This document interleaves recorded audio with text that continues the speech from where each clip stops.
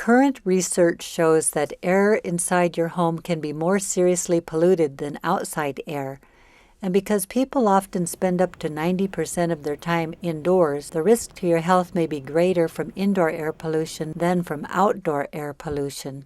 In many Alaskan communities, the cold climate means that people spend even more time inside very airtight homes and buildings. Without fresh air, the pollutants and humidity can rise to unhealthy levels. I really think it's the tight houses. I think you really got to improve quality of air within the houses. I think the storing chemicals in your front porch is really a bad thing to do because that just goes into your house. Elders, children, pregnant women, and people with heart problems or lung conditions like asthma are most at risk from indoor air pollution. There are older homes that are built where they don't have ventilation, they don't have HRVs, they don't have vents up in their roofs where the air could be circulated or moisture can go out. The reason why it started is because there was cold air and warm air combining. A real typical place to find mold is right on the windows. That's the coldest place in the house. The floorboards in the windows, and so that's where you get condensation, especially in the winter when we're heating all the time. The bathroom is a place where you have the most moisture in the house. It's where people are showering with hot water and the steam, and generally also kind of a smallish room.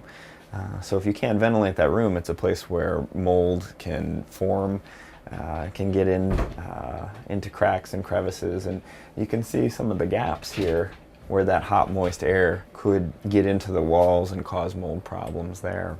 People are sick all the time, boiling water and doing stuff, and it just gets all condensed in there.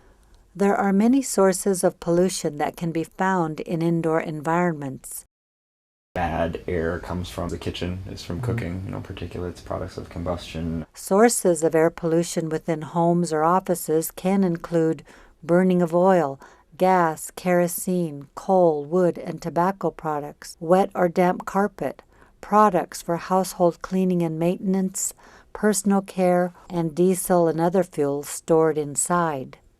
The most effective way to reduce indoor air pollution is for a building or homeowner to make changes based upon their increased awareness of the causes of indoor air pollution.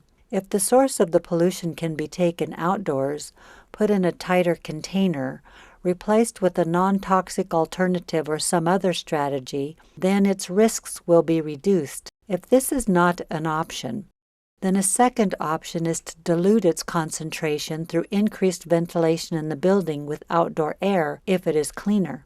Finally, if neither of these is a viable option, using an appropriate air cleaner or filter may be the only alternative. EPA has a program to help maintain good air quality in schools where children may spend much of their active hours. If you would like to work with your school staff to protect the air children breathe while attending school, please visit EPA online.